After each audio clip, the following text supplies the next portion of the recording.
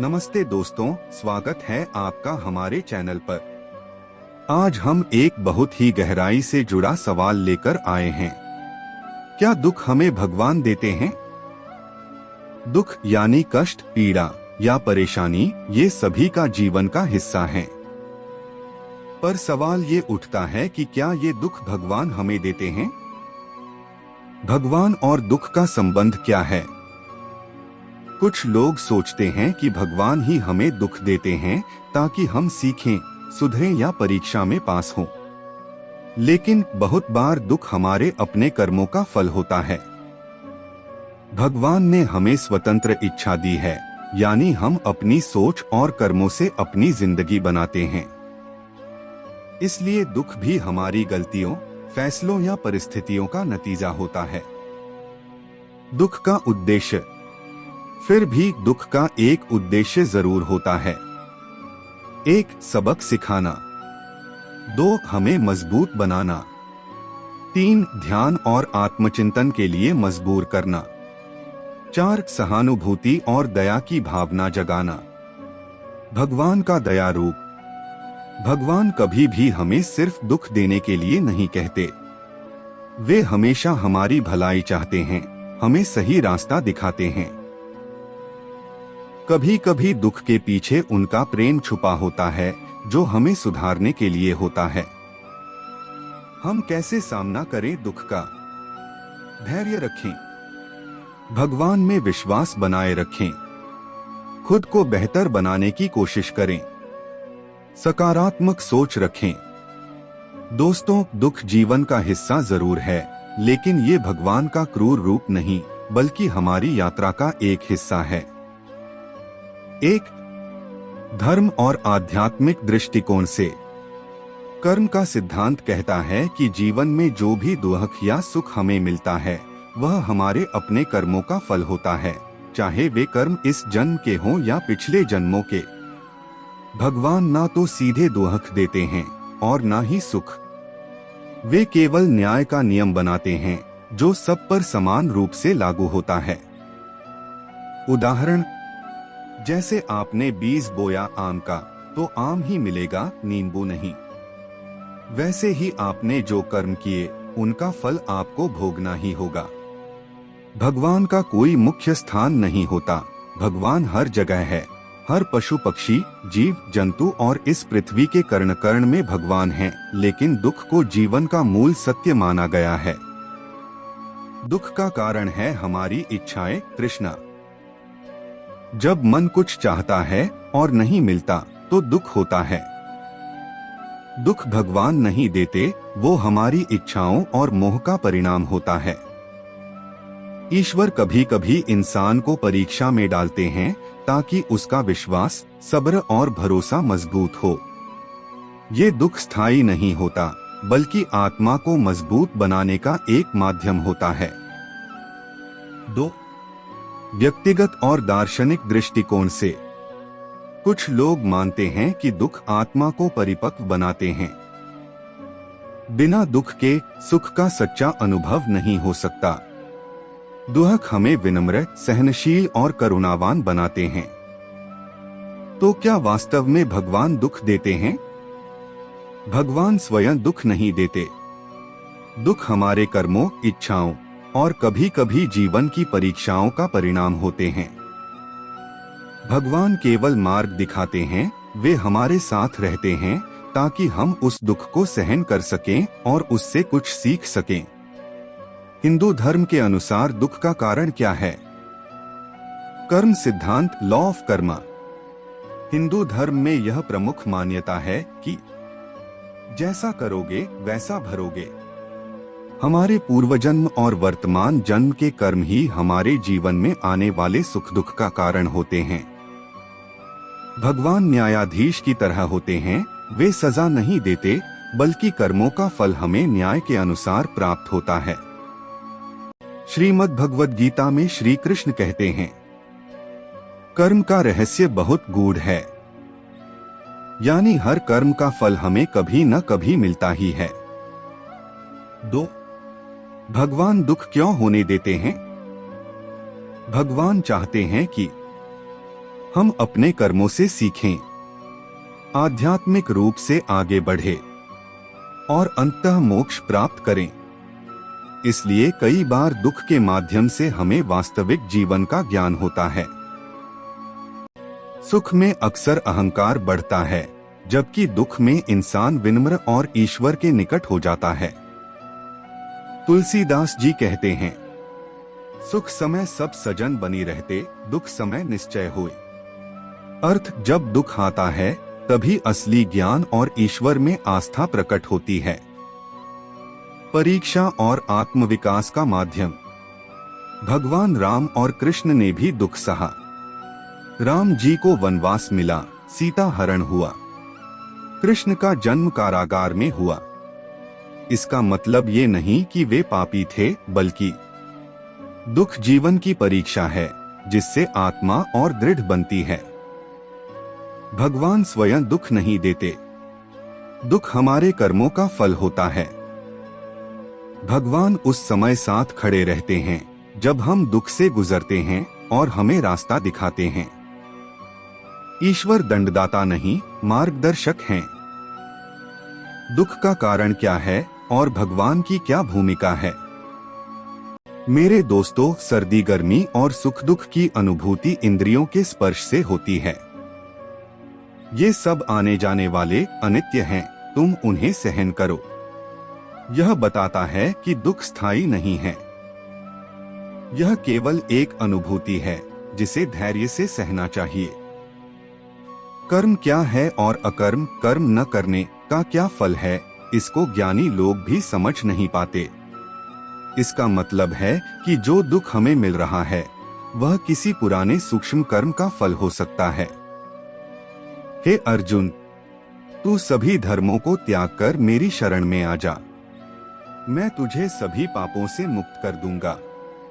तू शोक मत कर। यानी भगवान कहते हैं कि दुख से मुक्ति का उपाय है ईश्वर की शरण। यह सारा जगत ईश्वर से व्याप्त है। इससे समझ आता है कि जो कुछ भी घटित हो रहा है, सुख हो या दुख, सब ईश्वर की व्यवस्था का ही भाग है जो हमारे कल्याण के लिए है। मनुष्य के सामने दो मार्ग होते हैं, एक है श्रेय कल्याण का मार्ग और दूसरा प्रेय इच्छाओं का मार्ग। अधिकांश लोग प्रेय का चुनाव करते हैं, जिससे उन्हें दुख भोगना पड़ता है। उपनिषद सिखाते हैं कि इच्छाएं ही दुख की जड़ हैं। सुख के साथी सब हैं, दुख में न कोई। जो दुख में साथ दे सो साचा मित्र होई। भगवान ही सच्चे मित्र हैं। संत कबीरदास जी कहते हैं, दुख में सुमिरन सब करें, सुख में करे न कोई। जो सुख में सुमिरन करे तो दुख काहे को होए। यानी यदि हम सुख में भी ईश्वर को याद करें तो दुख की आवश्यकता ही नहीं रहेगी। नहीं, दुख हमारे कर्मों का फल है। भगवान क्या करते हैं? वे हमें मार्गदर्शन देते हैं और दुख सहने की शक्ति भी। दुख से कैसे मुक्ति पाएं? भगवान की शरण, धैर्य और सत्कर्मों से। एक, ब्रह्मांड की व्यवस्था और ऋतु नियम। हिंदू धर्म मानता है कि ब्रह्मांड एक नियमबद्ध व्यवस्था, कॉस्मिक ऑर्डर है, जिसे ऋत कहा जाता है, यानी प्राकृतिक और नैतिक नियम। यह व्यवस्था भगवान ने बनाई है, लेकिन वे उसमें हस्तक्षेप तभी करते हैं जब अत्याचार, अधर्म या भारी असंतुलन हो।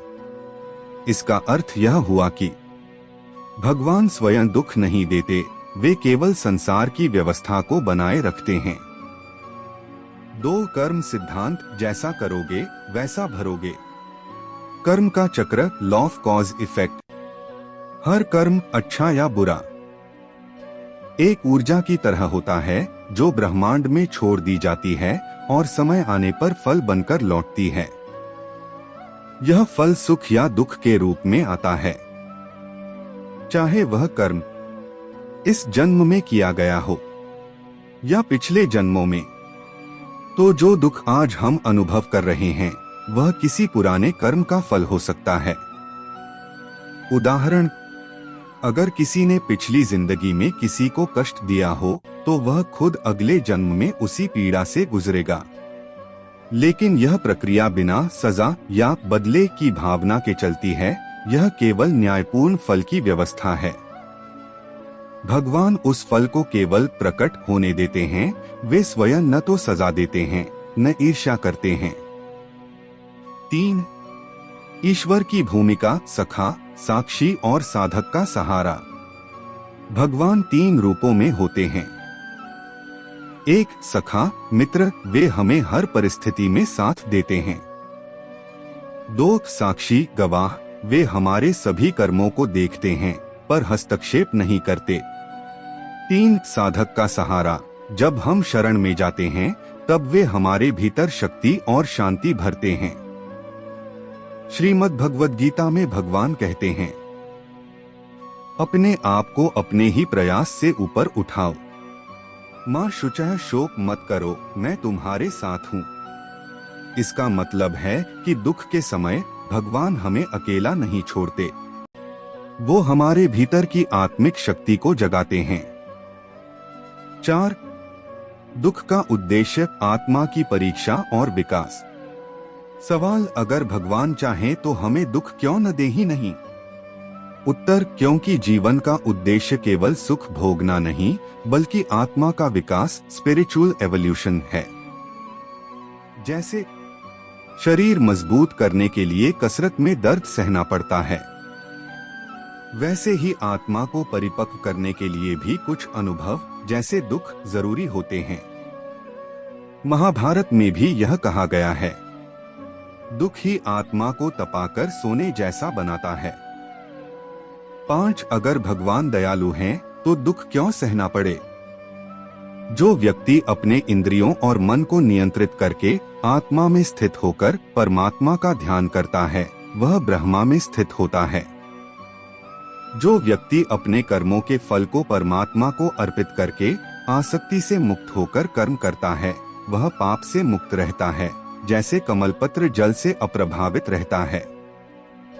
जो व्यक्ति मुझे सभी यज्ञों और तपों का भोक्ता, संपूर्ण लोकों का महान ईश्वर और संपूर्ण प्राणियों का सुहृद जानकर शांति को प्राप्त होता है। ज्ञान कर्म संन्यास योग। इस अध्याय में भगवान श्री कृष्ण अर्जुन को ज्ञान, कर्म और संन्यास का समन्वय समझाते हैं। श्री कृष्ण बताते हैं कि किस प्रकार ज्ञानयुक्त कर्म से मोक्ष प्राप्त किया जा सकता है। 1. दिव्य ज्ञान की परंपरा। श्री कृष्ण कहते हैं कि उन्होंने यह ज्ञान पहले सूर्य देव विवस्वान को दिया, जिन्होंने मनु को दिया और फिर इक्ष्वाकु को। समय के साथ यह ज्ञान लुप्त हो गया है और अब श्री कृष्ण अर्जुन को वही दिव्य ज्ञान पुनः दे रहे हैं। 2. श्री कृष्ण का अवतार रहस्य। भगवान बताते हैं कि वे हर युग में धर्म की रक्षा और अधर्म के विनाश हेतु अवतार लेते हैं। यदा यदा ही धर्मस्य ग्लानिर्भवति भारत। वे कहते हैं कि उनके जन्म और कर्म दिव्य हैं और जो भक्त इसे जानकर उनकी भक्ति करता है वह जन्म मरण के चक्र से मुक्त हो जाता है। 3. कर्म और अकर्म का रहस्य। ज्ञानी व्यक्ति कर्म में भी अकर्म, निष्काम भाव देखता है। जो बिना किसी स्वार्थ के कर्म करता है वह वास्तव में कर्म के बंधन से मुक्त होता है। 4. यज्ञ रूप कर्म। भगवान विभिन्न प्रकार के यज्ञों की चर्चा करते हैं, ज्ञान यज्ञ, तप यज्ञ, प्राण यज्ञ आदि। वे कहते हैं कि ज्ञान यज्ञ अर्थात आत्मज्ञान सबसे श्रेष्ठ है। 5. ज्ञान का महत्व। भगवान कहते हैं कि सच्चा ज्ञान प्राप्त करने के लिए गुरु के पास जाकर विनयपूर्वक प्रश्न पूछना चाहिए और सेवा करनी चाहिए। ज्ञान कर्म संन्यास योग। इस अध्याय में भगवान श्री कृष्ण अर्जुन को ज्ञान, कर्म और संन्यास का समन्वय समझाते हैं। श्री कृष्ण बताते हैं कि किस प्रकार ज्ञानयुक्त कर्म से मोक्ष प्राप्त किया जा सकता है। 2. श्री कृष्ण का अवतार रहस्य। भगवान बताते हैं कि वे हर युग में धर्म की रक्षा और अधर्म के विनाश हेतु अवतार लेते हैं। यदा यदा ही धर्मस्य ग्लानिर्भवति भारत। वे कहते हैं कि उनके जन्म और कर्म दिव्य हैं और जो भक्त इसे जानकर उनकी भक्ति करता है वह जन्म मरण के चक्र से मुक्त हो जाता है। 3. कर्म और अकर्म का रहस्य। ज्ञानी व्यक्ति कर्म में भी अकर्म निष्काम भाव देखता है। जो बिना किसी स्वार्थ के कर्म करता है वह वास्तव में कर्म के बंधन से मुक्त होता है। 4. यज्ञ रूप कर्म। भगवान विभिन्न प्रकार के यज्ञों की चर्चा करते हैं, ज्ञान यज्ञ, तप यज्ञ, प्राण यज्ञ आदि। वे कहते हैं कि ज्ञान यज्ञ अर्थात आत्मज्ञान सबसे श्रेष्ठ है। 5. ज्ञान का महत्व। भगवान कहते हैं कि सच्चा ज्ञान प्राप्त करने के लिए गुरु के पास जाकर विनयपूर्वक प्रश्न पूछना चाहिए और सेवा करनी चाहिए। 6. ज्ञान से अज्ञान का नाश। जैसा अग्नि ईंधन को जला देती है, वैसे ही आत्मज्ञान सभी पापों को भस्म कर देता है। 7. श्री कृष्ण से ज्ञान प्राप्ति। श्री कृष्ण कहते हैं, गुरु के पास विनय पूर्वक जाओ, सेवा करो और प्रश्न करो, वे तुम्हें ज्ञान देंगे। 8. कर्म का संन्यास और कर्मयोग। केवल कर्म छोड़ना ही संन्यास नहीं है, बिना फल की आसक्ति के कर्म करना ही सच्चा योग है। श्री भगवान ने कहा, मैंने इस अविनाशी योग को सूर्य से कहा था, सूर्य ने अपने पुत्र वैवस्वत मनु से कहा और मनु ने अपने पुत्र राजा इक्ष्वाकु से कहा। हे अर्जुन, इस प्रकार परंपरा से प्राप्त इस योग को राजर्षियों ने जाना, किंतु समय के प्रभाव से वह योग इस पृथ्वी पर लुप्त हो गया। हे अर्जुन, वही प्राचीन योग आज मैंने तुम्हें बताया है, क्योंकि तुम मेरे भक्त और सखा हो, यह सर्वोत्तम रहस्य है। अर्जुन ने कहा, आपका जन्म तो अभी हाल का है और सूर्य का जन्म बहुत पुराना है, तब मैं इस बात को कैसे समझूं कि आपने सूर्य से यह योग कहा था। हे अर्जुन, मेरे और तुम्हारे बहुत से जन्म हो चुके हैं, उन सबको मैं जानता हूँ, किंतु तुम नहीं जानते। अजन्मा, अविनाशी और सभी प्राणियों के ईश्वर होते हुए भी मैं अपनी माया से अपनी प्रकृति को अधीन करके जन्म लेता हूँ। हे भारत, जब जब धर्म की हानि होती है और अधर्म की वृद्धि होती है, तब तब मैं अपने आप को प्रकट करता हूँ। साधुओं की रक्षा, दुष्टों का विनाश और धर्म की स्थापना के लिए मैं युग युग में प्रकट होता हूँ। अर्जुन ने कहा, आपका जन्म तो अभी हाल का है और सूर्य देव का जन्म बहुत पुराना है, तब मैं इस बात को कैसे समझूं कि आपने ही यह योग पहले सूर्य से कहा था। हे अर्जुन, मेरे और तुम्हारे बहुत से जन्म हो चुके हैं, उन सबको मैं जानता हूँ, किंतु तुम नहीं जानते। अजन्मा, अविनाशी और सभी प्राणियों के ईश्वर होते हुए भी मैं अपनी माया से अपनी प्रकृति को अधीन करके जन्म लेता हूँ। हे भारत, जब जब धर्म की हानि होती है और अधर्म की वृद्धि होती है, तब तब मैं अपने आप को प्रकट करता हूँ। साधुओं की रक्षा, दुष्टों का विनाश और धर्म की स्थापना के लिए मैं युग युग में प्रकट होता हूँ। जो व्यक्ति मेरे दिव्य जन्म और कर्म को सत्य रूप से जानता है, वह शरीर का त्याग करने के बाद पुनः जन्म नहीं लेता, वह मुझको प्राप्त होता है। हे अर्जुन, मैं समस्त अतीत, वर्तमान और भविष्य को जानता हूँ, किंतु मुझे कोई भी नहीं जानता। इस प्रकार मैंने तुझे यह गुप्ततम ज्ञान बताया है, अब इसे पूर्ण रूप से विचार करके जैसे तू चाहता है वैसे कार्य कर। निश्चित रूप से देहधारी व्यक्ति संपूर्ण कर्मों का त्याग नहीं कर सकता, किंतु जो व्यक्ति कर्मों के फल का त्याग करता है वही त्यागी कहलाता है। जो व्यक्ति यज्ञ के शेष भाग को ग्रहण करता है वह सनातन ब्रह्मा को प्राप्त होता है। हे कुरुश्रेष्ठ, यज्ञ के बिना इस लोक में कोई सुख नहीं है, तो अन्य लोकों में क्या होगा। निश्चित रूप से देहधारी व्यक्ति संपूर्ण कर्मों का त्याग नहीं कर सकता, किंतु जो व्यक्ति कर्मों के फल का त्याग करता है वही त्यागी कहलाता है। जो व्यक्ति शरीर, वाणी और मन से कोई कर्म प्रारंभ करता है वह न्यायपूर्ण या विपरीत कर्म करता है। उसके 5 कारण होते हैं। यज्ञ के लिए किए गए कर्म अन्यथा संसार में बंधन का कारण बनते हैं, इसलिए हे कौन्तेय, आसक्ति से मुक्त होकर कर्म करो। जीवन का उद्देश्य और गीता का संदेश। भगवद गीता का संदेश हमें यह सिखाता है कि जीवन का वास्तविक उद्देश्य केवल भौतिक सुख नहीं, बल्कि आत्मा का शुद्धिकरण, मानसिक शांति और भगवान के साथ संबंध बनाना है। हमें अपने कर्मों को धर्म, सत्य और निष्ठा के साथ करना चाहिए। भगवान श्री कृष्ण का यही संदेश है कि कर्म ही जीवन है और जो अपने कर्मों में सत्य, श्रद्धा और भक्ति को समर्पित करता है, वही जीवन के सच्चे मार्ग पर चलता है।